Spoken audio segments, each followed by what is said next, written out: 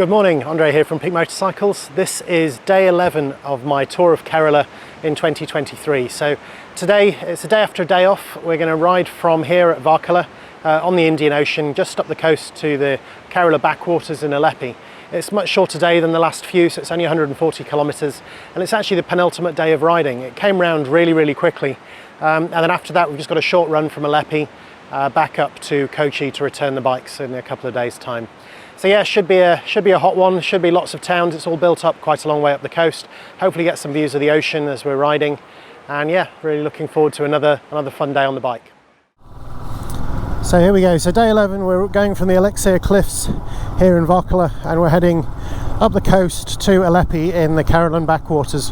There is a direct route to take, but I don't think we're going to be taking that. Instead, we're going to be heading inland a little bit to go around the major cities, just to try and avoid some of the traffic.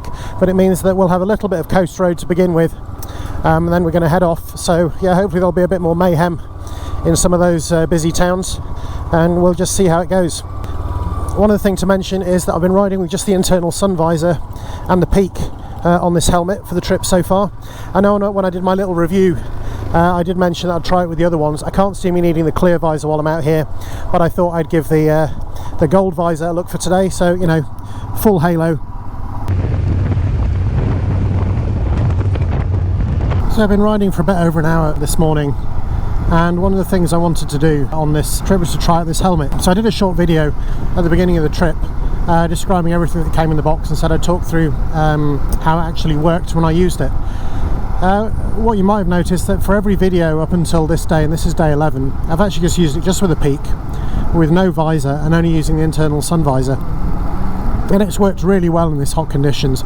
It's been up to about, I think, 35 Celsius, so that must be getting close to 100 Fahrenheit, maybe 95, something like that. And it's been super cool, and the flip down internal visor has been more than adequate almost all the times. A couple of times I did get a couple of bits, like, you know, bits of grit and things up inside it. So I think that if you're going to do that, I think ideally to have some like safety specs underneath or something that you can wear. So I'll probably do that for next time. As I did say, I would try it with the visors as well.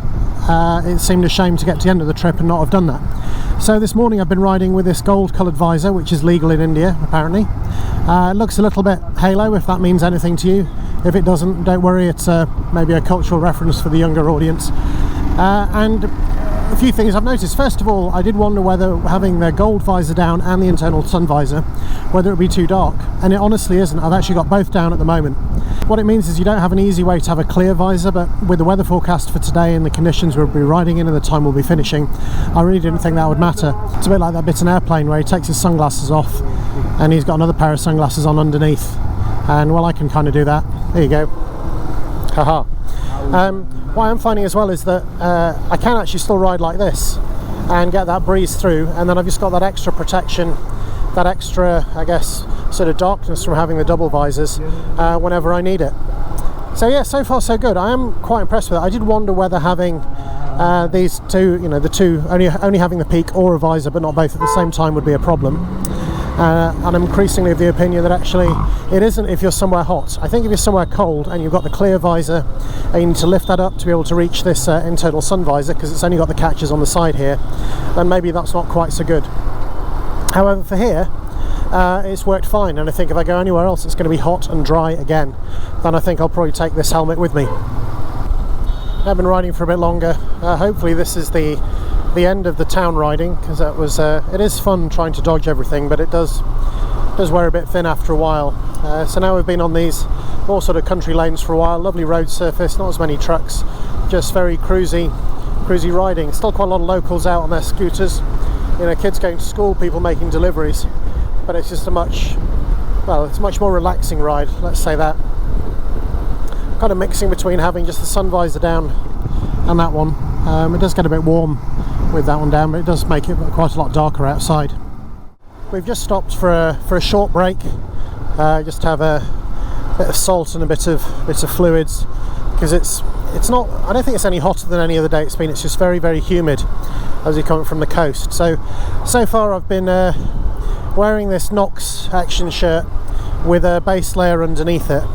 Now I know that's not really how they were designed. I think they are supposed to be worn next to the skin, but when you're on a 2-week bike trip and you don't have a lot of laundry facilities available to get bike kit washed, yeah, I thought that by the end of 2 weeks it would have its own personality and be standing up on its own. So I've been wearing this base layer underneath it just to try and, you know, keep it clean. But today, as the hottest day, and given that I'm trying out new things, including this visor, it seemed like a good opportunity to try wearing the Knox Action Shirt exactly as intended next to the skin to see if it's any cooler. So I didn't start out like this. I started off with my base layer underneath, and I've just switched at this brake. So I'll ride for a bit, see how I get on, and let you know what I think. I've been riding for a while now with this Knox Action Shirt without a base layer underneath it, and even though I've been managing to get up to sort of 60, 70, 80 kilometers an hour, I don't really feel like there's that much more air coming through it. I think it's designed to be worn next to the skin, but I think that actually having a base layer underneath it doesn't really make it that much warmer. So I think I'll probably revert back to that again when we stop next time. I think the conclusion I'm reaching with this jacket is that it would be absolutely perfect for a UK summer's day, you know, 25 degrees Celsius, something like that. I think once you get up to 35 degrees Celsius with humidity like we have here in India, it's not really keeping me as cool as I would like. Now I know that there's this little windscreen on the front of this Royal Enfield Himalayan which is stopping some of the airflow, but even with that, you know, on my some of my heavier, definitely, you know, waterproof European jackets, they have vents in the shoulders which helps to funnel air through even when you're riding a bike with a windscreen. So I think that while this is okay, I'm comfortable enough, I'm not feeling like I'm getting too hot or too drowsy. I don't think that this is the right jacket for these sorts of conditions, and I think that what I might do is look to see what their AA and AAA rated versions like, to see if they've got any more venting. Like I said, I think this will be fine for the UK, but I think for coming to India, I think it's too warm still. Sorry guys. There's a slightly nervous looking cow on the back of this little three-wheeler. I think there's been enough city traffic on this trip so far. I haven't filmed that much of it because I did wonder if once you've seen one bit, you've seen it all, with you know, cars and jeeps and everything coming in from all sides. It does keep it interesting though. I know I always used to, well, never really enjoy riding through cities in the UK, but here, because it is so intense, it does give your mind a good workout. That's probably some people's idea of hell, but it has been fun, I assure you. It is nice when you get going again though, and you can get out. It's like we're crossing another river.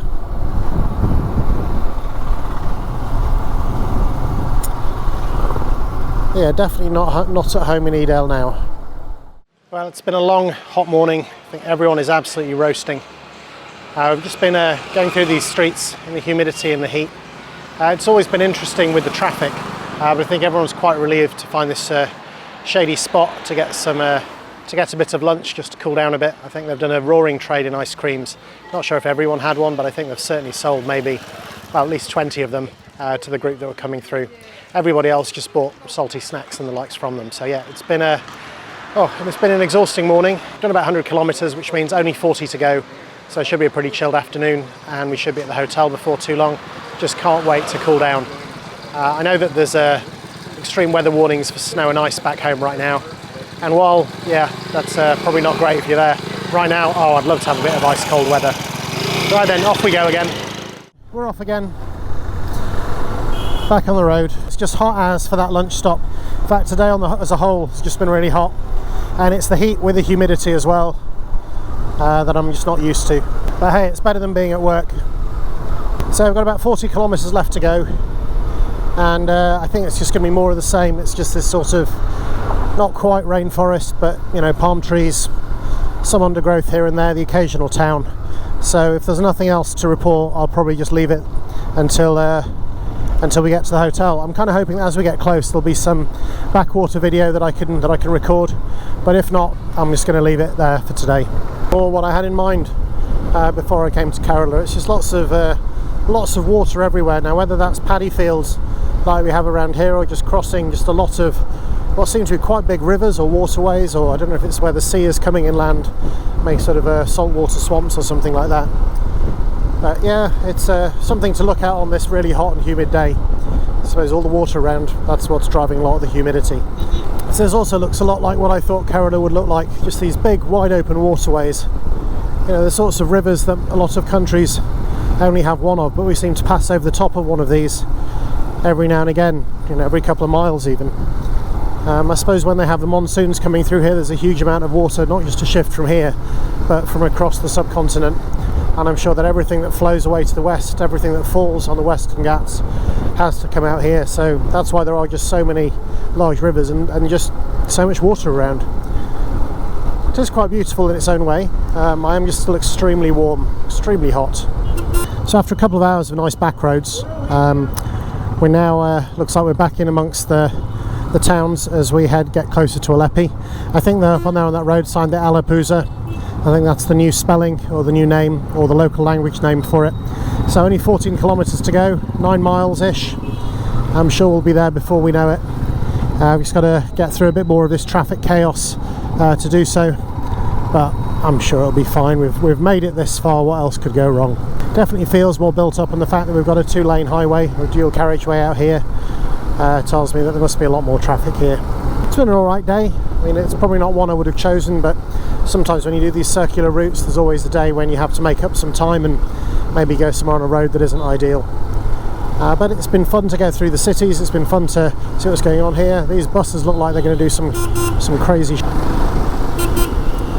yeah, that was exciting. Yeah, there don't really seem to be any rules still around how you handle solid white lines and streets and things like that. It's usual chaotic traffic. If you can see down on the right, there's looks like a canal and some boats going up and down. Yeah, it's chaotic like every other Indian town we've been through, or city even. But I think we must be getting close to the hotel now. So I wonder if Lake Canopy is our hotel. The roads are certainly getting smaller and smaller, so eventually I think we're going to be on a driveway. This looks hopeful.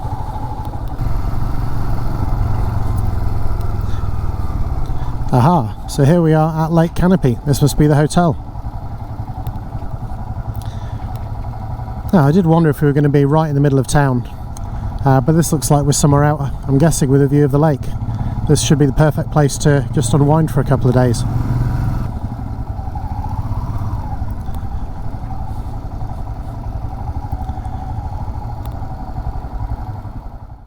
So that's it. That is the end of day 11. It's one of the shorter days with only 140 kilometres of riding, but there was a lot of towns that we went through today, and it's certainly the hottest and the most humid. I suppose you come to India, it's got that sort of climate and you're bound to expect it, but we're now in this amazing location down here on the Kerala backwaters. Just look behind me, you can kind of see the hotel up there, and I think everyone's got a view looking out over onto the backwaters of the lake or whatever it is that's behind me. It's certainly not the sea, and you can see like all the big ships that are out there. It's been a really fun day. We've got 2 days here just to chill out, and there's a swimming pool in the backwater, and then we've got the last day to ride back up to Kochi. So yeah, it's I hope this has been interesting and useful. I know it's just a lot of traffic today, so I'm guessing it's going to be a short video, but someone might find it interesting. Thanks for watching, and maybe I'll see you next time.